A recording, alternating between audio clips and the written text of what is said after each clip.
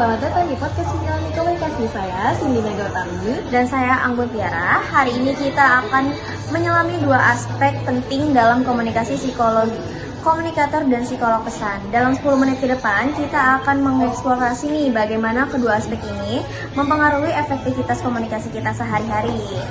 Nah, sebelum kita mulai, ingat untuk follow podcast kami dan juga share video ini jika kalian merasa mendapatkan manfaatnya. Langsung saja, kita mulai.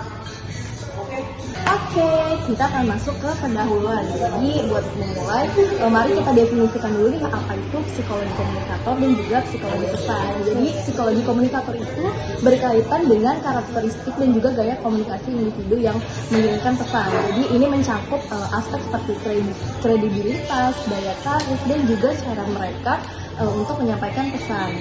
Sebaliknya nih Kak Cindy, psikologi pesan berfokus pada konten pesan itu sendiri, bagaimana pesan itu disusun, gaya bahasa yang digunakan, dan emosi yang disampaikan melalui pesan tersebut.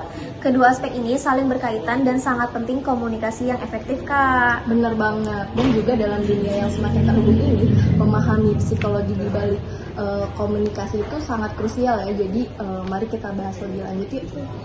Oke, jadi kita akan masuk ke segmen yang kedua nih. Kita akan membahas psikologi komunikator. Jadi gimana nih Kak Cindy? Nah, mari kita mulai ya dengan psikologi komunikator. Jadi pertama, kredibilitas itu adalah faktor utama yang dapat mempengaruhi seberapa efektif nih pesan yang disampaikan. Jadi seorang komunikator itu dianggap ahli dan memiliki reputasi yang baik untuk cenderung lebih dipercaya oleh si audiens. Oke, ya kredibilitas ini bisa berasal dari pendidikan, pengalaman atau bahkan reputasi yang dibangun dari waktu ke waktu. Misalnya, seorang dokter yang berbicara tentang kesehatan akan lebih dipercaya daripada seorang tanpa latar belakang medis nih Kak Cindy. Nah, bener banget. Jadi selain itu daya tarik personal seperti karisma dan juga kepribadian yang menyenangkan juga memainkan peran penting nih. Seorang pemimpin yang karismatik itu biasanya dapat menginspirasi dan juga memotivasi timnya lebih baik daripada yang tidak memiliki sifat tersebut. Benar banget, gaya komunikasi juga sangat berpengaruh. Gaya yang lebih asertif dan jelas seringkali lebih efektif dibandingkan gaya yang pasif atau ambigu.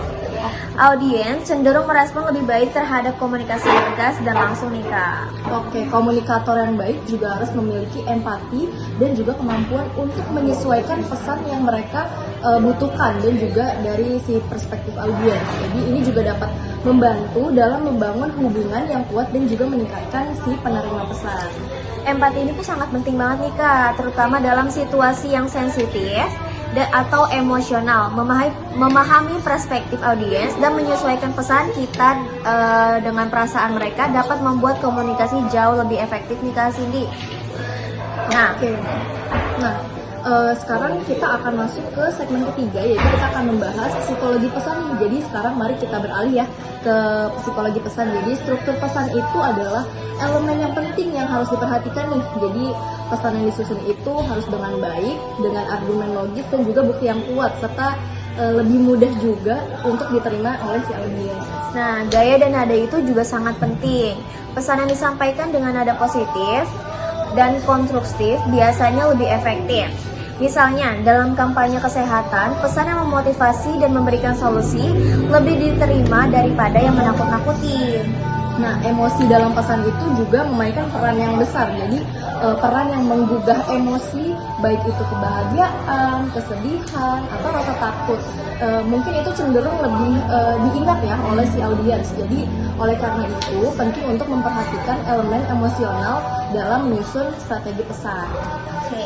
Pesan yang menggunakan cerita atau narasi juga seringkali lebih efektif. Cerita memiliki kekuatan untuk menghubungkan audiens secara emosional dan membuat pesan lebih mudah diingat. Misalnya, iklan yang menceritakan kisah inspiratif seringkali lebih efektif daripada yang hanya menyajikan fakta produk saja nih. Betul sekali, dan ini penting juga ya untuk menyesuaikan gaya bahasa dengan audiens yang dituju. Jadi kita bisa menggunakan bahasa yang terlalu formal pada audiens yang lebih muda, mungkin tidak akan se-efektif yang menggunakan bahasa yang lebih santai dan juga relatable. Nah, untuk segmen yang keempat ini kita akan membahas contoh kasus dan penerapan nih Kak Cindy. Kira-kira gimana nih Kak contoh Nah, kasusnya? Makasih banget nih Kak Anggun. Kita udah masuk ke segmen keempat aja ya. Jadi untuk lebih memahami bagaimana psikologi komunikator dan juga pesan itu bekerja, mari kita lihat nih beberapa contohnya. Nah, salah satu contoh itu ada dalam dunia bisnis ya. Jadi ada seorang CEO yang sangat kredibel dan juga karismatik. Jadi seringkali ini dia merasa berhasil gitu untuk menginspirasi si karyawan dan juga dapat meningkatkan produktivitas di perusahaan. Oke. Di dunia pemasaran, iklan yang menyentuh emosi konsumen dan menggunakan narasi yang kuat cenderung lebih berhasil menarik perhatian dan meningkatkan penjualan. Misalnya iklan Nike yang menceritakan kisah inspiratif atlet-atlet muda seringkali lebih efektif daripada yang hanya menyajikan produk.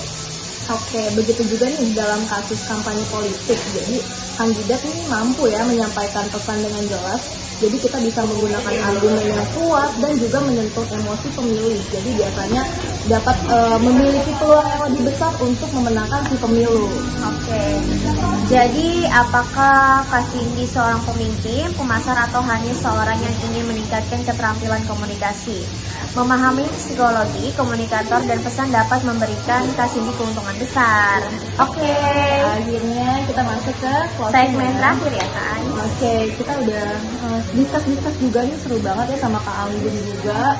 Jadi makasih untuk kalian yang udah dengerin episode podcast kali ini tentang psikologi komunikator dan juga psikologi pesan. Jadi kami berharap juga nih dari informasi yang tadi udah kita bahas ya Kak Anggun, ini dapat membantu teman-teman yang nonton untuk memahami dan juga meningkatkan keterampilan komunikasinya. Ya, benar-benar. Jadi jangan lupa untuk mengikuti podcast kita terus, menyelami komunikasi